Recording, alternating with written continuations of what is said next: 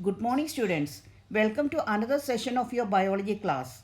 Today, we are going to discuss about female reproductive system, which is a topic of third chapter of class 12th biology, human reproduction. So, let us begin with our class. So, let us now study the second topic, the female reproductive system. You have already saw how the male reproductive system is organized and how the male gametes are produced. In a similar way, we will look at the structure of the female reproductive system. See the given figure. This is how the female reproductive system looks like. The important parts of the female reproductive system are a pair of ovaries, a pair of oviducts, uterus, cervix, vagina, and external genitalia. The female reproductive system consists of primary sex organs, secondary sex organs, and external genitalia. As I told you earlier, primary sex organs undergo a number of changes during the development and perform the two basic functions. As a sex organ, they produce female gametes, that is the ova. As an endocrine gland, they secrete two sex hormones, that is estrogen and progesterone. Whereas secondary sex organs do not produce gametes or secrete sex hormones. They are associated with primary sex organs and perform important functions in reproduction. Ovaries are the primary sex organs. Secondary sex organs include both accessory ducts and accessory glands. Accessory ducts of female reproductive systems are a pair of oviducts or fallopian tubes, uterus, cervix, and vagina. And the next part of female reproductive system is the external genitalia, that is the vulva, which is located in the pelvic region, whereas the accessory gland of female reproductive system is a pair of mammary glands.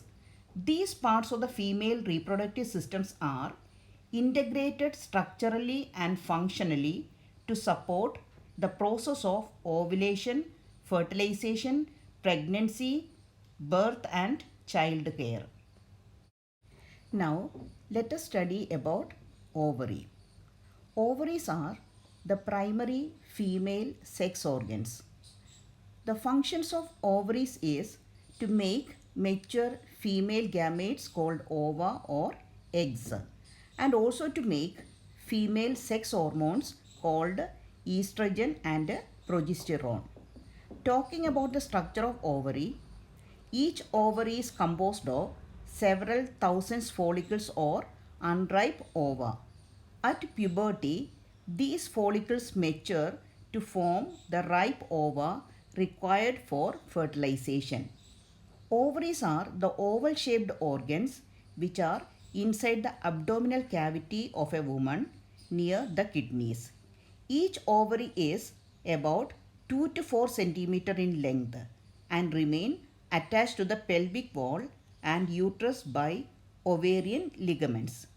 Each ovary is covered by a thin epithelium which encloses the ovarian stroma. The stroma is divided into two regions, a peripheral cortex and an inner medulla. The female accessory duct system consists of a pair of fallopian tubes, a uterus, and a vagina. Now, let us talk about the oviducts or the fallopian tubes. These are two small tubes about 10 to 12 centimeter in length lying on either side of uterus near the kidney. The fallopian tube is divided into three regions. What are the three regions? They are infundibulum, ampulla, and isthmus. These are the three regions into which fallopian tube is divided. Now let us study about each one of them.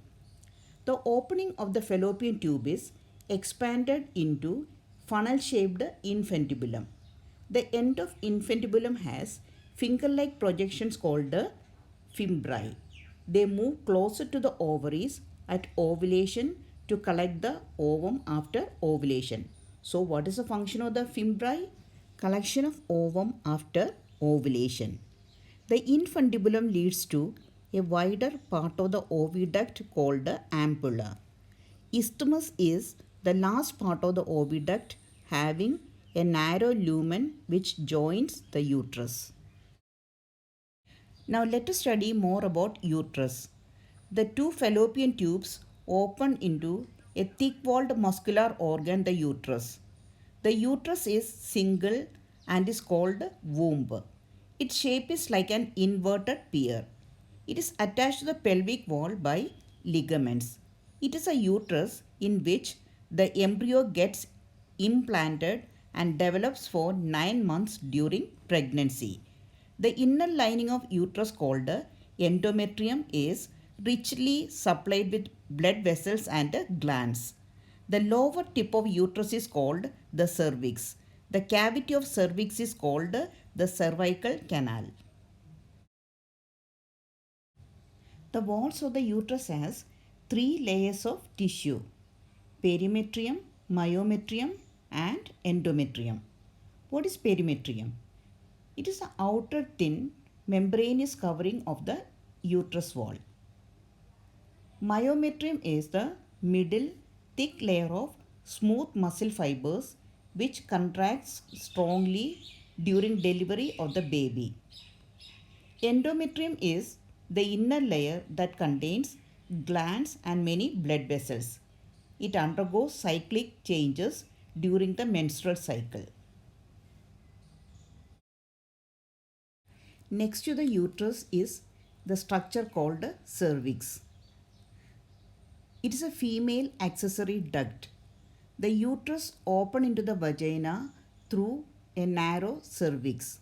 The cavity of cervix is called the cervical canal. And finally, the last portion, that is vagina. Vagina is large muscular tube that runs from the uterus to the outside. Vagina receives the sperms during mating and serves as a birth canal during the birth of the child. The cervical canal along with the vagina is called the birth canal. Two folds of tissue called vulva protect the vaginal and urethral opening. The females have separate urinary and vaginal openings, unlike the males, where there is one common duct called urethra for urinary as well as seminal discharge. Now, let us talk about the female external genitalia or vulva, which is externally exposed. The female external genitalia include mons pubis, labia majora, labia minora, hymen and clitoris. So let us discuss each one of them in detail. The first one is mons pubis. It is the outermost structure of external genitalia, which is a cushion of fatty tissue covered by skin and pubic hair. The second one is labia majora. These are fleshy folds of skin that extend down from the mons pubis and surrounded by the vaginal opening. The next one is labia minora. These are paired folds of tissue under the labia majora. Labia majora and labia minora look like lips surrounding the vaginal opening. The next one is the hymen. It's a membrane that partially covers the vagina. It may get torn due to sudden fall or jolt or due to active participation in some sports like horse riding, cycling, certain gymnastic and dance movements.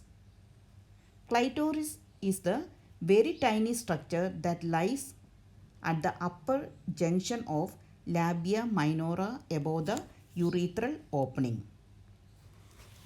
What is the main purpose of clitoris? It is a main source of sensation For example, during intercourse, certain types of feelings going within a female's body. Those kinds of sensation arise from the clitoris.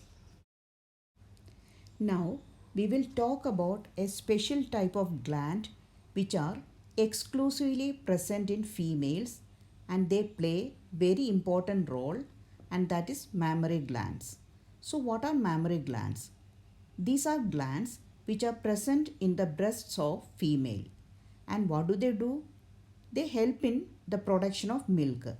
You might have seen when a baby is born, the baby is breastfed. How does the milk production happens? It happens due to the presence of the mammary glands in the breasts. Mammary glands produce milk only after childbirth. A functional mammary gland is characteristic of all female mammals. Mammary glands are paired structures. Now, let us have a look at the detailed structure of the mammary gland. Mammary glands are composed of glandular tissues and fat.